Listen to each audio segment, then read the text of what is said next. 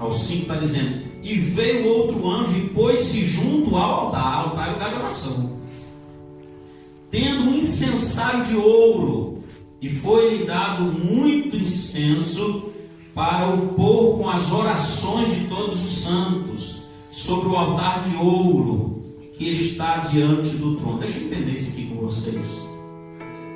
O anjo está com o incensário de ouro, o incenso, e quando o santo está orando, ele coloca o incenso junto com as orações, misturado. É igual você colocar o café junto com o leite, misturar juntos, para mandar junto para diante da glória do Senhor. E o versículo 4 está falando da fumaça, e a fumaça do incenso subiu com o quê? Com as orações dos santos, desde a mão do anjo até diante de Deus. Olha aqui, o anjo pega a oração, pega o incenso, mistura tudo, vira uma fumaça, e ele leva diante do trono do Senhor. E o versículo 5 está dizendo: e o anjo tomou o incensário, o encheu do fogo do altar e o lançou sobre a terra, e houve depois vozes, trovões, relâmpagos e terremotos. Vamos entender isso aqui. Irmãos, as nossas orações, elas sobem à presença de Deus. O versículo 4 está dizendo: e a fumaça do incenso subiu com as orações do santo. Quando você acordar de madrugada, colocar os seus joelhos no chão, ou qualquer tipo de posição que você quiser orar, você tem que entender que vai subir a sua oração diante de Deus. Uma necessidade que homem nenhum pode resolver para você, saiba que diante de Deus Ele pode resolver para você. Porque quando nós oramos, nós unimos-nos a Deus no seu governo moral do mundo. Irmãos, é muito poderoso isso. Deixa eu explicar para vocês. Êxodo capítulo 3, do versículo 7 ao versículo 8. Nós temos aqui o exemplo de Israel, que quando Deus chama Moisés para tirar o povo que estava sofrendo, a Bíblia fala que Deus ouviu o clamor, Deus ouviu a oração do povo. E por causa do clamor do povo, por causa da oração do povo, Deus veio em juízo contra o povo do Egito, contra o faraó, para tirar o povo. Não é macumba, não é oração contrária, não. É oração e Deus fica com o ciúme, e Deus age ao nosso favor. Quem está entendendo, diga amém. Apocalipse capítulo 8. Veio o juízo de Deus sobre a terra por causa do clamor da igreja. Por causa do clamor da igreja. Então as orações dos santos provocam o justo juízo de Deus sobre os ímpios. Olha bem o versículo 5, eu vou repetir, isso é pedagógico. E o anjo tomou o incensário, encheu do fogo do altar e o lançou sobre a terra. Houve trovões, houve vozes de trovões, relâmpagos e terremotos. O mesmo incensário que leva as orações é o mesmo incensário que derrama o juízo sobre os habitantes da terra. Está ligado aqui. A gente tem que ler a Bíblia, irmão, com atenção e em espírito, porque o texto está dizendo que o anjo pegou o incensário, as orações, levou diante do trono de Deus, e esse mesmo incenso derramou sobre a terra, como voz de trovão. Era como Deus bradando na terra por causa da oração dos santos. É muito sério isso. E eu observo aqui nesse texto que o mesmo fogo que queimou o incenso sobre o altar é o mesmo que causa destruição sobre a terra. Irmãos, não estou falando de vingança, estou falando de poder de Deus, estou falando de autoridade de Deus. Quando o versículo 5 fala sobre os trovões, vozes, relâmpagos e terremotos, isso são sinais da advertência, do julgamento de Deus que se aproxima. Ensina isso para os seus filhos. Quando você ouvir vozes do céu, trovões, relâmpagos, falou, é Deus falando que o juízo está chegando. Quando você olhar na internet, no jornal, terremotos, Ensina para os seus filhos. Isso é Deus advertendo a terra sobre o seu juízo sobre a terra. Que possamos entender nesse capítulo 8 que esses julgamentos sobre os ímpios virá em resposta ao clamor do seu igreja. Irmãos, quem é inimigo do povo de Deus é inimigo de Deus. Quem fica contra a obra de Deus é inimigo de Deus. Eu acho que ninguém aqui tem coragem de ser inimigo de um ser poderoso. Porque Paulo, quando estava perseguindo os santos, Jesus aparece para ele, ele cai por terra cego. Quem é o Senhor? Eu sou Jesus a qual você está perseguindo. É assim, quem persegue o povo de Deus, quem não gosta do povo de Deus, quem é contra o povo de Deus, irmãos, é contra Deus também. E quem toca na igreja do Senhor, toca também na menina dos olhos de Deus. Toca na menina dos olhos de Deus. Isso é tão sério porque o médico amado de Jesus, o Dr. Lucas, ele escreve no seu Evangelho, Lucas capítulo 18, versículos 7 a 8. Ao tanto que é forte essa palavra, ele diz assim: não fará Deus justiça aos seus escolhidos, que a Ele clama de dia e de noite. Deus faz justiça, mas para quem ora, é para quem clama. Tem que ser de dia e de noite, não é só de dia, nem de noite, tem que ser de dia e de noite. Porque Paulo fala assim, depois que ele aceita Jesus, né? Que ele se converte, ele fala: orai sem cessar. E o texto está dizendo: não fará Deus justiça aos seus escolhidos, que a Ele clama de dia e de noite, embora pareça demorado em defendê-los. Digo-vos que depressa lhes fará justiça. Fica tranquilo. Está sendo injustiçado? Fica tranquilo. Está sendo oprimido? Fica tranquilo.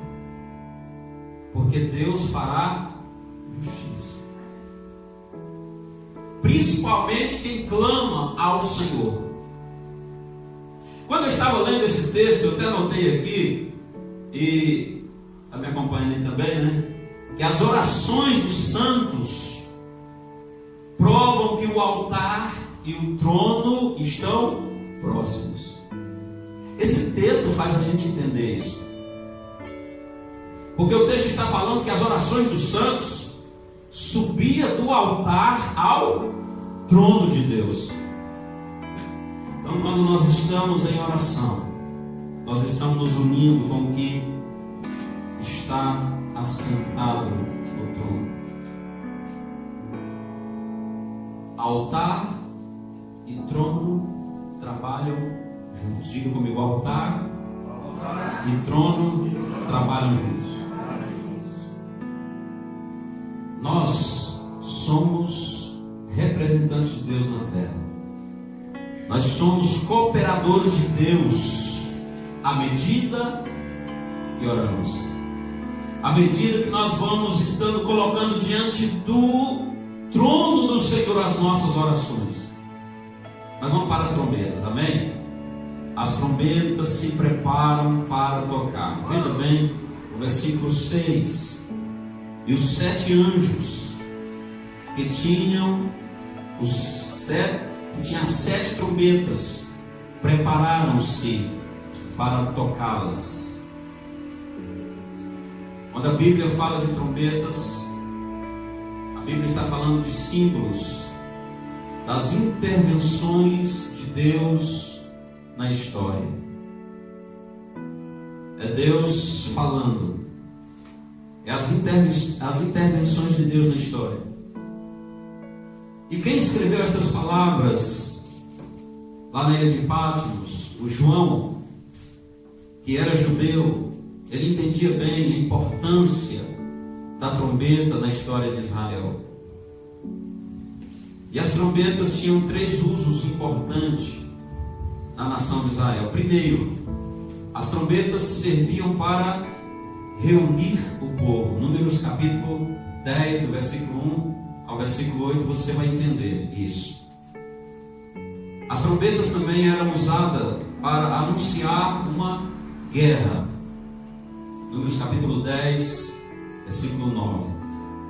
As trombetas também eram usadas para anunciar um tempo especial. Números capítulo 10, versículo 10. A trombeta, ela soou no Monte Sinai quando a lei foi dada a Moisés. Êxodo capítulo 19 e versículo 16. Ou seja, quando Deus deu a lei para Moisés, a trombeta tocou. Tem que ter fôlego dentro dela para sair como um aviso. E toda vez quando nós abrimos a lei do Senhor aqui na igreja, é a trombeta de Deus tocando, nos alertando sobre a lei de Deus. Amém? A voz do Senhor soou como trombeta aos ouvidos de João quando ele estava na ilha de Patmos. Apocalipse registra isso, capítulo 1, versículo 10. A Bíblia também fala que foi uma voz como que de trombeta que convocou João para subir ao céu. Porque a revelação de Deus a João não foi ele somente lá na ilha de Patmos, em meio às feras. Ele ouviu um toque de trombeta como dizendo: João, vem para cá, que eu vou te mostrar coisas maravilhosas. A segunda vinda de Jesus Cristo será anunciada pelo toque da trombeta de Deus. Por tudo que está acontecendo na terra, eu acredito que os anjos já estão, com a trombeta como que esperando Deus dizer: pode colocar na boca para tocar, porque já é hora. Sinais estão avisando. Esses dias, não sei se vocês ouviram, alguém no Brasil ouviu um toque no céu. Foi até gravado, um toque no céu. Eu já disse aqui para os irmãos que só vai ouvir o toque da última trombeta, os santos, aqueles que estão com os teus ouvidos ungidos. Porque quando Saulo cai, só ele ouviu Jesus falar, os outros não ouviram. E só vai ouvir o toque da trombeta aqueles que estiverem conversando e ligados com Deus. As trombetas falam dos juízos divinos que precedem a volta de Cristo. As trombetas que estão tocando também têm um propósito de advertir homens e mulheres, jovens e adolescentes, e chamá-los ao arrependimento. E o Deus que eu estou ministrando para vocês não é um Deus que só pensa em julgamento, mas o seu propósito é também misericordioso. Deus é misericordioso. Ele está avisando através das tragédias que têm acontecido na terra. Isso é um aviso de Deus, chamando as pessoas para arrepender dos seus pecados, porque foi o pecado que trouxe essas tragédias, o pecado que traz guerra, o pecado que traz prejuízo, o pecado que traz miséria, o pecado que traz pobreza para a humanidade. E Deus está com a trombeta tocando na terra, chamando as pessoas com misericórdia para um arrependimento.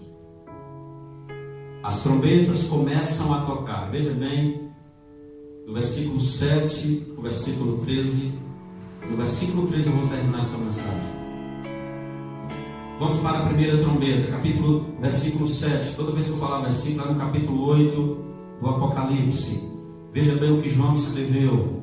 E o primeiro anjo tocou a trombeta, e houve saraiva e fogo misturado com sangue, e foram lançados na terra, que foi queimada na sua terça parte. Queimou-se a terça parte das árvores, e toda a erva verde foi queimada. E é bom entender com vocês que quando o primeiro anjo aqui tocar a trombeta, a igreja já não está mais na terra. A igreja não vai passar por esses juízos de Deus. Quando eu falei aqui que Deus está tocando trombetas sobre as coisas que estão acontecendo, as tragédias que nós estamos vendo, é Deus anunciando para o arrependimento. Mas quando esse anjo que começar a tocar, a igreja vai estar já nas bodas do Cordeiro, porque o texto está dizendo que vai ter tempestade de granizo, fogo e sangue que vai atingir a terra. E se vocês for observar, irmãos, em Êxodo capítulo 9, versículo 23, a sétima praga que Deus manda para o Egito